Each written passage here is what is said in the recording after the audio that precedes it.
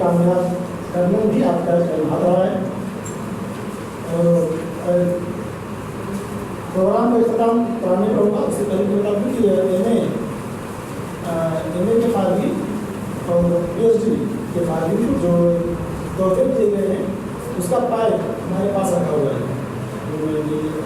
तो वो आपको जरूर कुछ दे सकते हैं। उसको आपका हिफाजत की भी हुआ है, हमारे पास रखा हुआ है। दूध में प्रोग्राम में आप लंच के बाद उससे प्रोग्राम का प्रोग्राम टाइम होगा, उसके बाद लंच शुरू।